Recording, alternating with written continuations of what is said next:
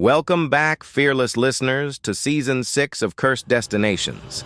This is Part 4, where we delve deep into the chilling corridors of the haunted prison. Our theme for this 5-part saga, where the guilty never rest and the innocent can't escape. We've already explored the shadows of Episodes 16 and 17, and now we stand before the bars of Episode 18, the Crying Cellblock. Prepare yourselves, because some stories once heard can never be forgotten. The air in a prison is always thick with tension, a heavy blanket of regret, anger, and despair.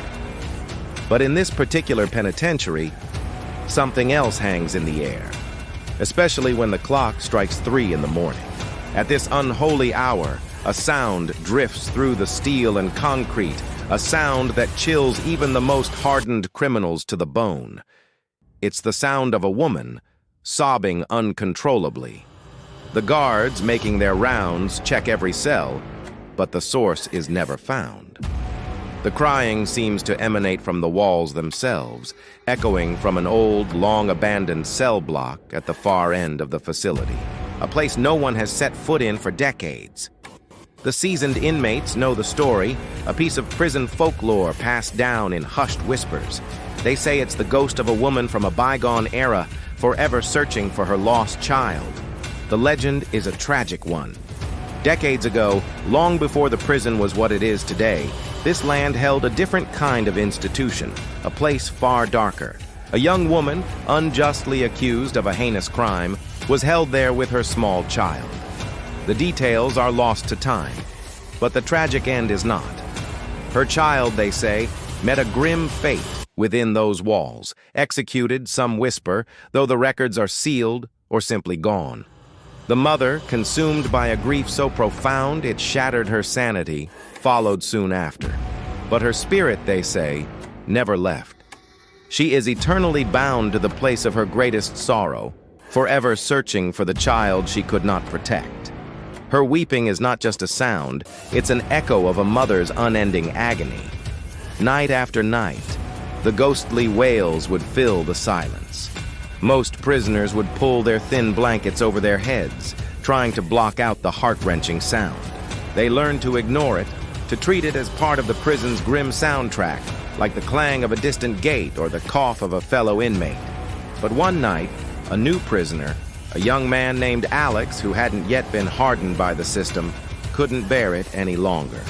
The crying seemed more desperate than ever before, a raw, piercing lament that felt too real to be a mere ghost story. Driven by a mix of pity and a foolish sense of bravery, he sat up on his bunk. As the sobs echoed through the block, he cupped his hands around his mouth and called out into the darkness, his voice trembling slightly. "Who's there? We can hear you! We can help you find your child!" Silence. For the first time in as long as anyone could remember, the crying stopped. The other inmates held their breath, listening. The sudden absence of the sound was somehow more unnerving than the crying itself. A heavy, expectant quiet fell over the entire cell block. Alex waited, his heart pounding in his chest, wondering if he had imagined the whole thing. Then, a voice, faint and ethereal, drifted back through the bars. It was a woman's voice, but it wasn't crying anymore. It was soft, eerily calm, and seemed to come from right outside his cell. It spoke just 3 words, words that would forever be etched into the memory of every man who heard them. It said, "You already did." The silence that followed was absolute, a profound and terrifying void. No one slept for the rest of that night, their minds racing, trying to comprehend the meaning behind those chilling words. What had they done? How had they helped? The next morning, when the guards began their daily count, they found Alex still in his bunk, unresponsive.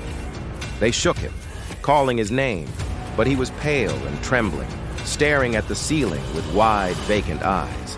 That wasn't the most disturbing part.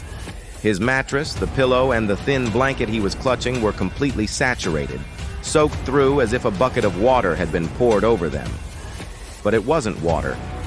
The guards who had to handle the bedding swore it felt different, heavier.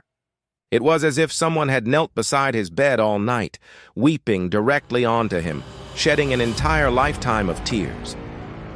Alex was transferred to the infirmary, and he never spoke another coherent word about what happened. The crying in the cell block was never heard again. It was as if by acknowledging her pain, Alex had finally given the grieving mother the release she so desperately sought. He had taken her sorrow upon himself, and in doing so, had silenced the crying cell block forever. Want to see how this chilling story comes to life? Watch the full animated horror in the related video. If you love stories that send shivers down your spine, don't forget to follow our channel and subscribe for more terrifying tales from the world's most cursed destinations. Thank you for listening, and may your nights be peaceful.